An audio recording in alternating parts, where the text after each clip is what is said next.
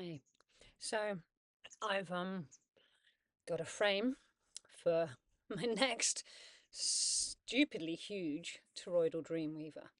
I've never actually made one like toroidal shaped with circles. And I'm gonna do a sort of, well, I'm planning to do a series of videos where I'll slowly make them.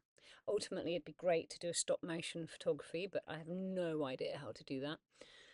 So this is just for the frame building. Building a frame for one like this takes a little bit of patience, time, and some help. Whereas the original one that I first built, gosh, I don't know, 25, 30 years ago, was a giant version of this. I had hazel for the outside, but it was 2 hoops. So if you look here, we've got 2 hoops. 1, 2.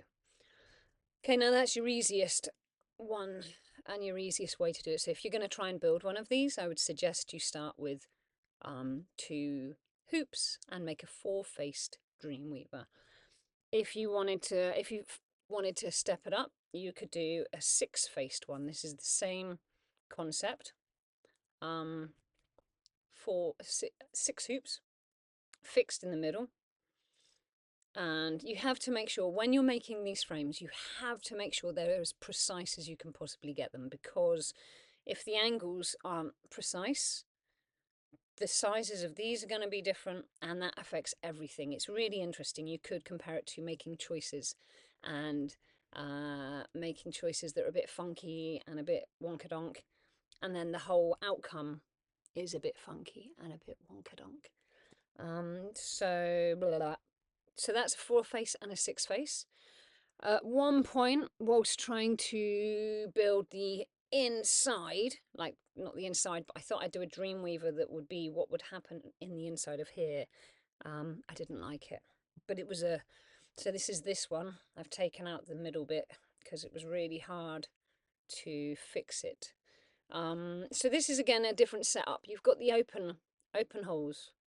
Try and get it really, line it up. No.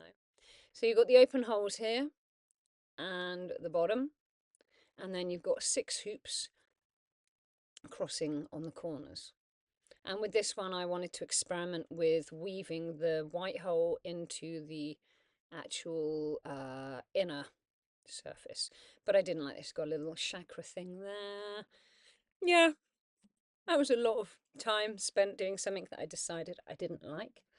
And then there's another 6-face one that I had in my last video. So this is 6 faces done kind of like an atom.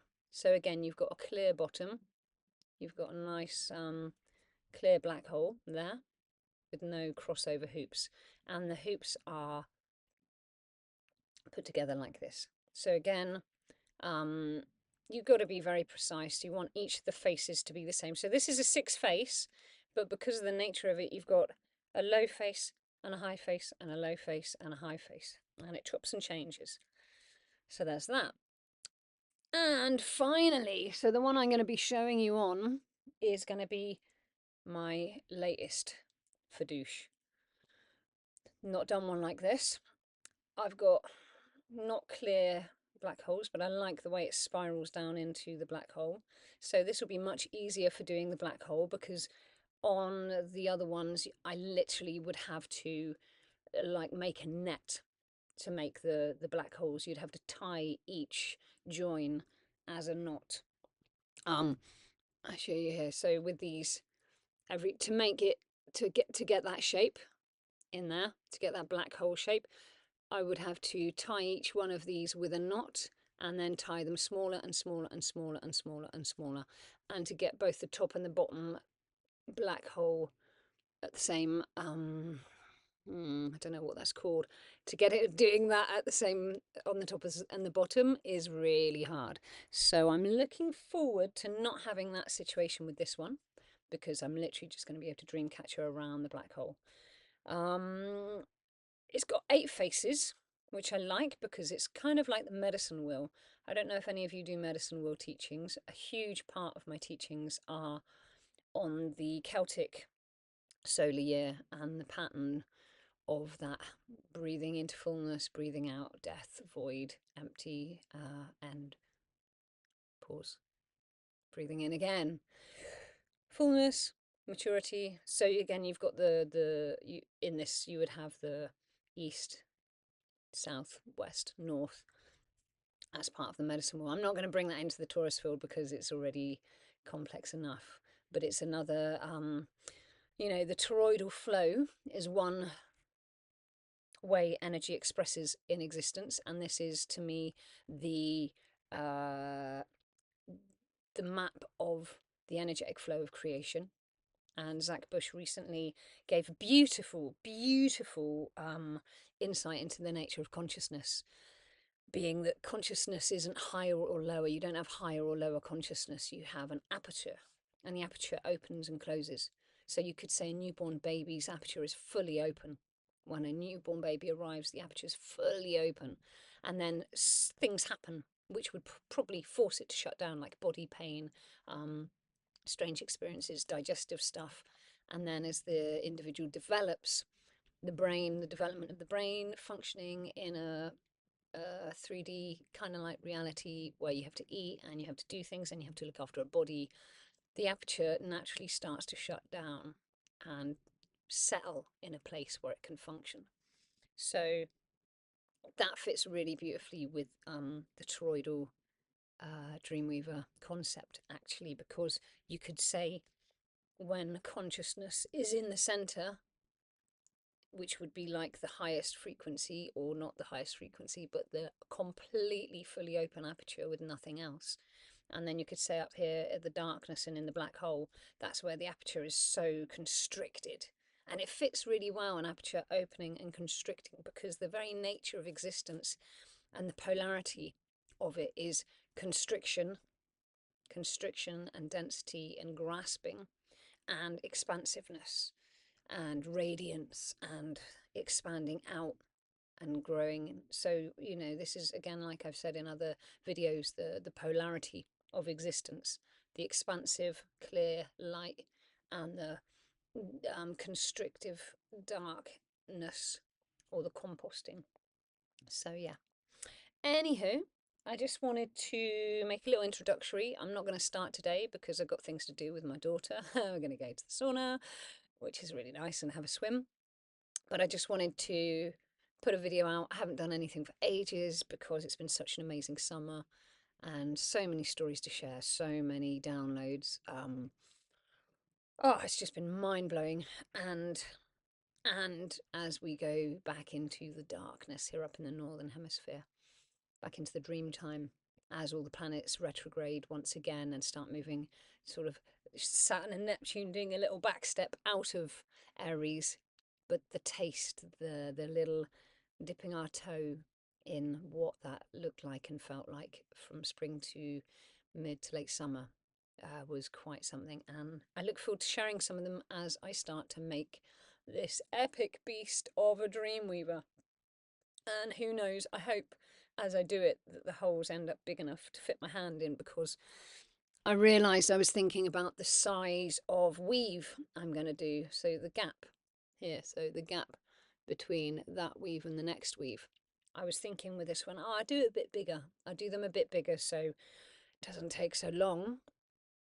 But then I realise if I do them a bit bigger, I'm going to get to the green too quickly, and there won't be enough space for my little hand, because you see here, my little hand can just about fit in, and that's how I'm able to go inside and do the very fine tying of the inner bits when it gets to that. But if I don't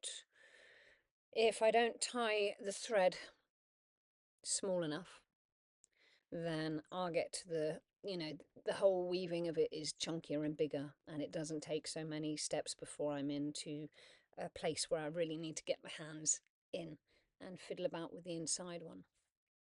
So it's going to be a great exploration, and we'll see if I get to make it all the way, because you never know with these things. Never made one like this before. Very exciting. No idea what it will look like. I'm sure it will look absolutely flipping epic. But yeah, just got to get it done. So this one, without weaving the outside, takes about 50 hours. And with weaving each hoop as well. My neighbour actually did this. Thank you, Joanna. my neighbour did the weaving for these, because after doing, I think this is 7th and this will be 8th one, after doing like 5 loads of weaving hoops, you can see I wove this one and then never even bothered with it. I got weaving fatigue, and my neighbour, who is very skilled and very patient, she said, "Oh, I'll do it, Yeshi, no problem." And so she wove these ones and these ones all in one go, I think 2 summers ago. So bless her heart, I'm going to try and sell this one so I can actually give her some pennies for the 30 hours she spent weaving them all. So I'm guessing this one will probably take about 60 to 70 hours to weave. And if we add on that, you're looking at 80, 90 hours of making time. Does craft pay? Well, if you want to buy this one when it's done, it's going to be at least £1,500. I don't think I'm going to sell it if I get it made. This one is, if anybody did want to buy this one I would happily, well, not happily, I would relinquish it to a beautiful home. So if anybody does want to buy this, get in touch. But it is about, I would say I would like to be offered at least £650 plus. So if you're abundant and you have more money than you need, please offer a lot more. But I'm not really making these for selling, just as I'm not making these videos to make money. You may notice that I don't have adverts through my videos, because I'm not doing this for the money. That's also why I don't release videos relentlessly every week, because it's just something that I want to do. I want to share as and when I want to share it, and I'm not in it for the money. So yeah. Anyway, have a great day. Happy equinox, we're just gone, and hopefully it won't be too long before I start weaving this one. Okay, take care.